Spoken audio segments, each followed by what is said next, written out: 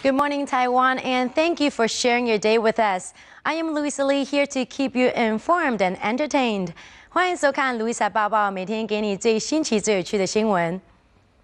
First to news regarding the uprising in Syria. Western powers have expressed skepticism following President Bashar al-Assad's pledge to the proposed peace deal to put an end to a year of bloodshed in the country, with U.S. Secretary of State Hillary Clinton saying that Assad will be judged by actions and not just solely promises. 在经过联合国特使 Kofi Annan 协调之后，现在 Syria 政府愿意接受和平建言，同意停火。但是国务卿 Hillary Clinton 认为，这还需要看 Assad 是否真的会实践诺言。Amateur video out of Syria shows the continued bombardment of homes. The video, which could not be independently verified by Reuters, shows a man on the street as a neighborhood comes under attack. He runs through the street as shelling continues to pound the city. Homs, Syria's third largest city, has become the epicenter for the year-long revolt against the regime of President Bashar al-Assad. Residents have accused the army of indiscriminate shelling. On Tuesday, Syrian state TV airs footage of Assad in Homs. He tours the city as his government has accepted a peace plan proposed by UN envoy Kofi Annan. In Washington, U.S. Secretary of State Hillary Clinton says Assad will be judged by his actions. Given Assad's history of overpromising and under-delivering, that commitment must now be matched by immediate actions. We will judge Assad's sincerity and seriousness by what he does, not by what he says. If he is ready to bring this dark chapter in Syria's history to a close, he can prove it by immediately ordering regime forces to stop firing and begin withdrawing from populated areas. She also had words for the Syrian opposition. They must come forward with a unified position, a vision, if you will, of the kind of Syria that they are working to build.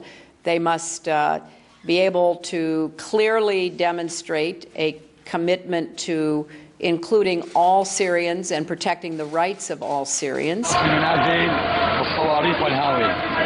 The United Nations said Tuesday that more than 9,000 civilians have been killed in the uprising that began a year ago.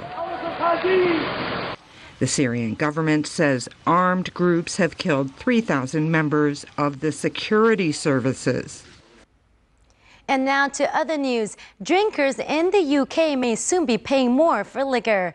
In an attempt to clamp down on irresponsible drinking, Britain's government is calling for a plan to ban the sale of super cheap alcohol. 英国政府最近要为国内的酒精饮料定出最低价格，禁止超市贩卖太便宜的酒，要减少饮酒过度所引发的治安跟健康问题。 The British government is proposing a minimum price of 40 pence per unit of alcohol in England and Wales as part of an initiative to tackle overindulgence on drinking and antisocial behavior, which has become a major problem in many town centers across the country. The plan, announced by the government last week, is set to prevent supermarkets from selling alcohol at deeply discounted prices and aims at avoiding the consequences of cheap alcohol and irresponsible drinking.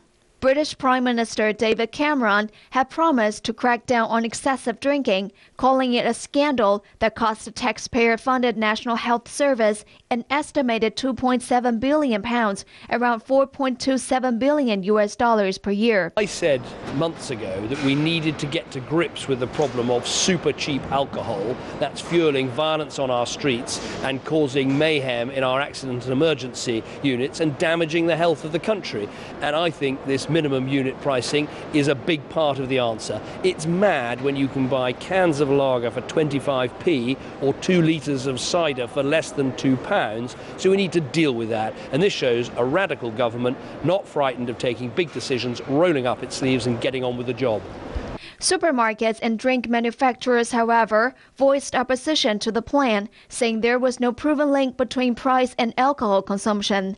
They said it's a myth to suggest that supermarkets are the problem of irresponsible drinking, and the minimum price is actually a tax on responsible drinkers. The government said it would consult on the issue before setting the minimum price per unit of alcohol. According to health experts, it's estimated that up to 210,000 people in England and Wales will be killed prematurely by alcohol over the next 20 years.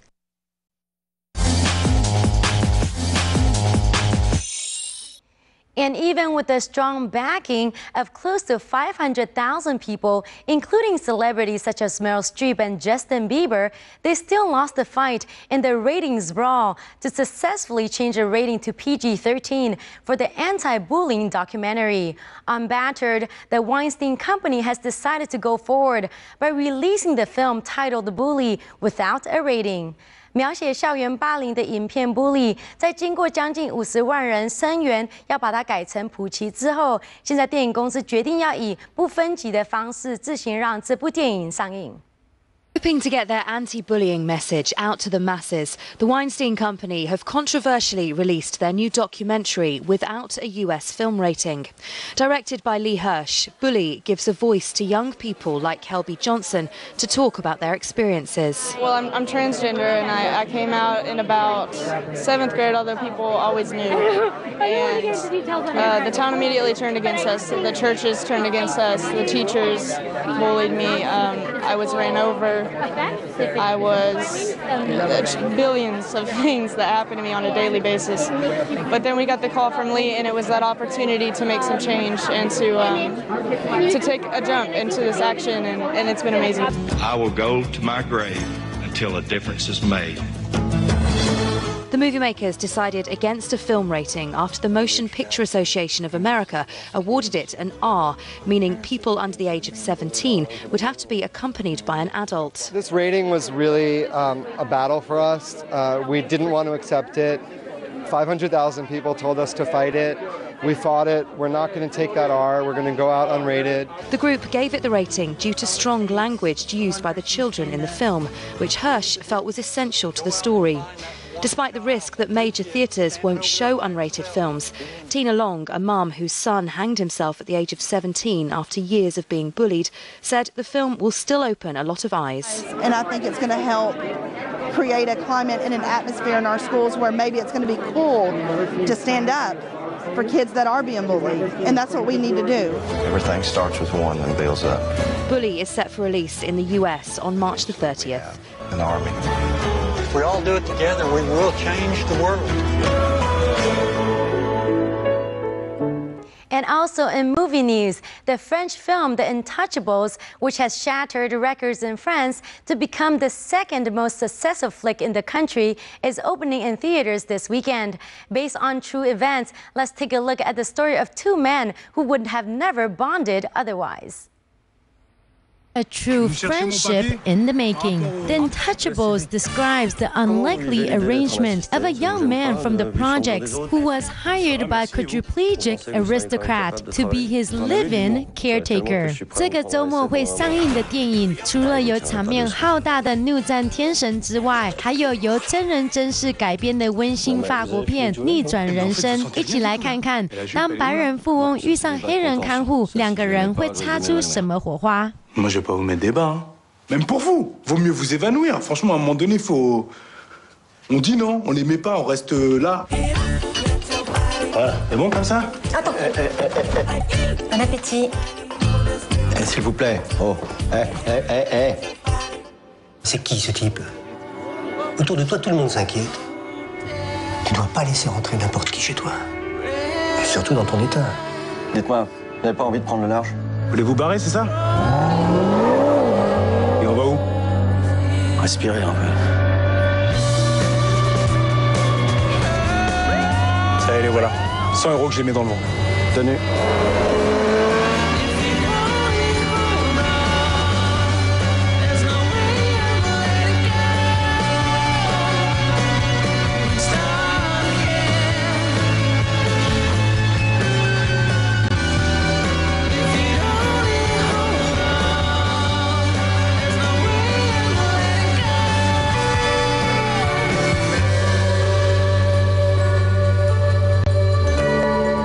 And that's it for today's edition. I am Louisa Lee, and we'll see you back here tomorrow. Meanwhile, stay with CTS to find out the latest weather update and for more top stories.